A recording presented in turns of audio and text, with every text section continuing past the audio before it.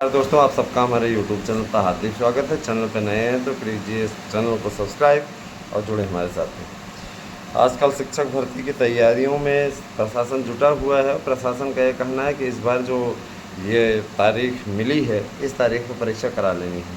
सबसे पहले आपको मैं बता देना चाहता हूँ कि अब परीक्षा नहीं टलेगी। जून में ही शुरुआत हो रही प्रवक्ता का पेपर कराने के पीछे इनका तर्क ये था। देखिए, आप अच्छी तरीके से जानते हैं जिसमें इंटरव्यू होता है उसमें क्या चलता है, मुद्रा।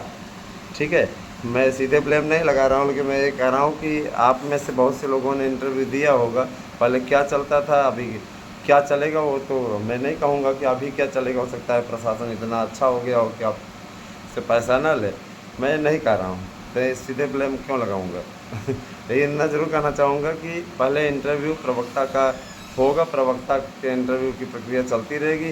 उस बीच में प्रवक्ता कार्यक्रम आ गया रहता है, फिर टीजीटी के पेपर हो जाएगा। और टीजीटी में इंटरव्यू की व्यवस्था है नहीं, जाहिर सी बात है। तो अब इसमें प्रशासन इन्हीं सब तैयारियों में लगा हुआ है। यही सब उनका एकदम लक्ष्य यूँ कह सकते हैं बन गया है।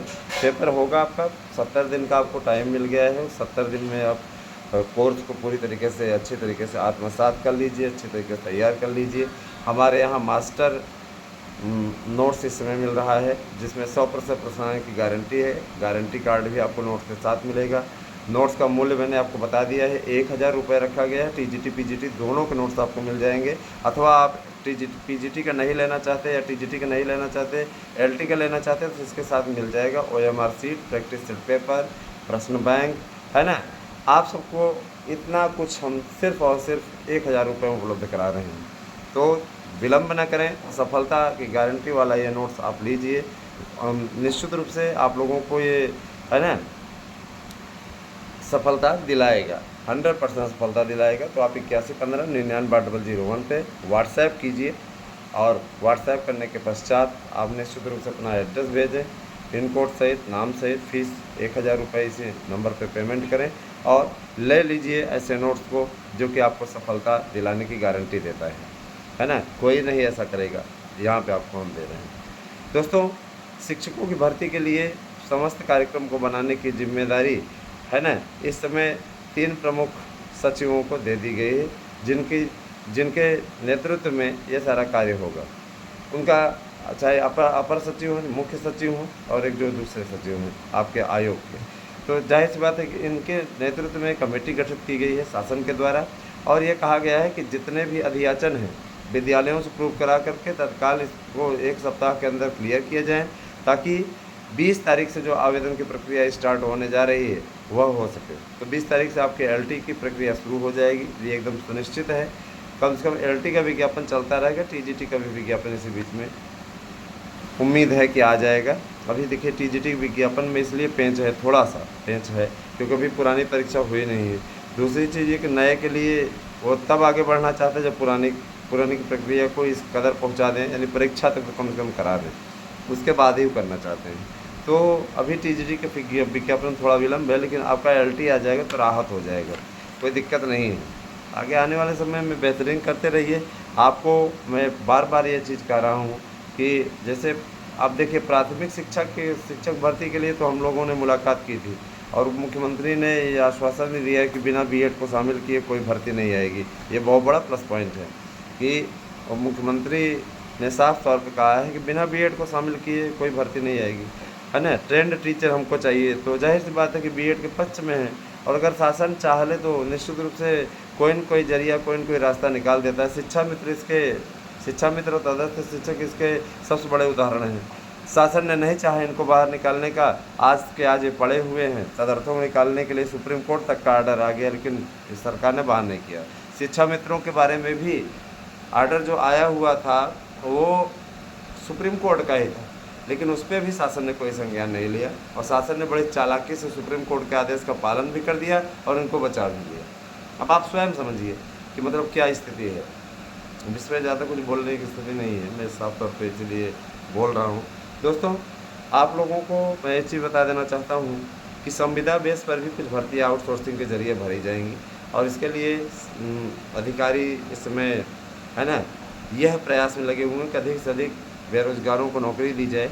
जिससे कि एक वोट बैंक बेस तैयार किया जा सके। हर सरकार चाहती है वोट बैंक को मजबूत करना, और इसी मजबूती के लिए तो मोदी सरकार, जो कि है ना, बटोगे तो कटोगे ऐसा नारा देती थी, आज जातिवाद की राजनीति करने पर उतर आई, है ना। वोट बैंक सबसे महत्वपूर्ण है।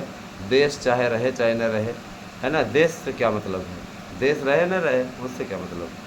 सबसे बड़ा मतलब ये है कि वोट चाहिए, तो वो चाहे कोई भी दल हो, हर दल को वोट चाहिए, है ना।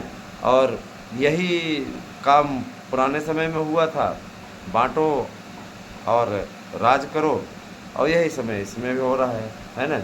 जब जातियों के बीच में वैमनस्य पनप रहा है, तो ऐसे ही लोग विद्रोह की भावना पर उतर आते हैं। तो जाहिर सी बात है, इसके पीछे कहीं ना कहीं शासन ही जिम्मेदार होता है। तो अब देखिए, जातीय जनगणना कोई गलत नहीं है ना, लेकिन उसके बाद में होने वाले प्रभाव पर हम जान रहे हैं ना। ये जो मांगे हो रही हैं, थोड़ा राष्ट्रहित का मुद्दा है तो थोड़ा एक आध बात जरूर से बोलेंगे कि ये जो मांग हो रही है, इसके बाद में ये आरक्षण की मांग पकड़ेगी, इसलिए तो करवाया जा रहा है। इसके बाद में जितनी जिसकी संख्या, उसके बाद में उतना हो, है ना।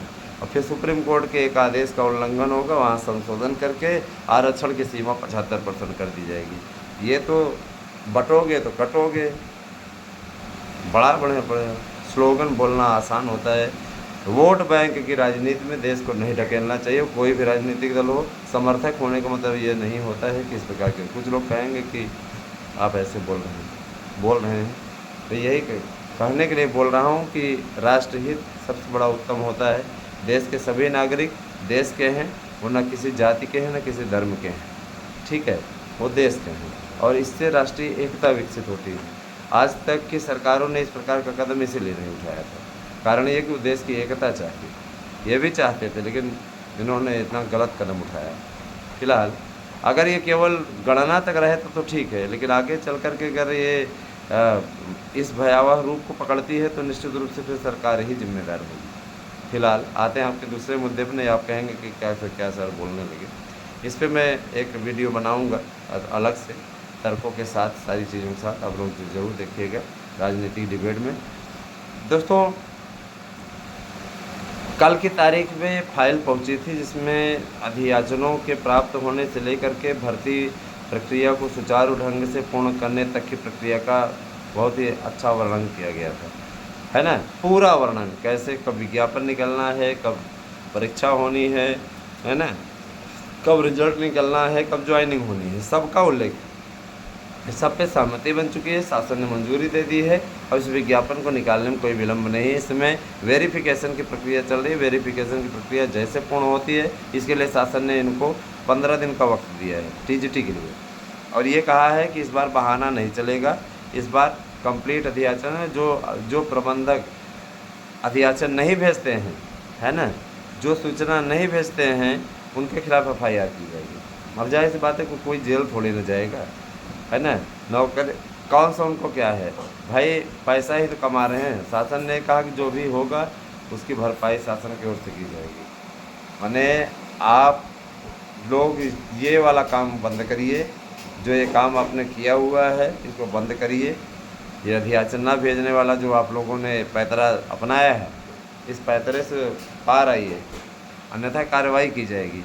ये माना जाएगा कि आप सरकार की नीतियों में अड़ंगा लगा रहे हैं, सरकारी काम में बाधा पहुंचा रहे हैं। तो जाहिर सी बात है, सरकारी काम में बाधा पहुंचाने का सीधा सा मतलब होता है FIR और मिट्टी पलीन न। हाँ, तो ध्यान दीजिएगा कि शासन ने इसका संज्ञान ले लिया है और शासन इस पर कड़ी कार्रवाई भी करने जा रहा है। बाकी अब मैं इतना ज़रूर कहूँगा कि जो होता है समय के साथ अच्छा होगा, और बस आप इंतज़ार करिए, इंतज़ार का फल होता है मीठा न। तो बने रहे हमारे साथ में, और भर्तियों का सिलसिला जारी होने वाला है। बीएड की वापसी की उम्मीद उप मुख्यमंत्री जी के बयान के पश्चात निश्चित रूप से बढ़ गई है, और बीएड की वापसी हमको लग रहा है कि अब हो जाएगी, क्योंकि पहली बार ऐसा हुआ है जबकि सार्वजनिक रूप से किसी बड़े मंत्री ने इस प्रकार का बयान दिया है। तो ये बहुत ही महत्वपूर्ण है, और बीएड वालों के लिए एक तरीके से स्वर्णिम जीत है। और 8115998001 पे आपको व्हाट्सएप करके अपना एड्रेस पिन कोड सहित देना है, अपने नोट्स को बुक करना है और शिक्षकों की भर्ती में लग जाना है। तो लग जाइए दोस्तों, टाइम आपके पास है। आपके साथ ईश्वर बने रहें और आप सबका कल्याण हो, मेरी यही कामना है। बहुत बहुत धन्यवाद दोस्तों, आप सभी को शुभ।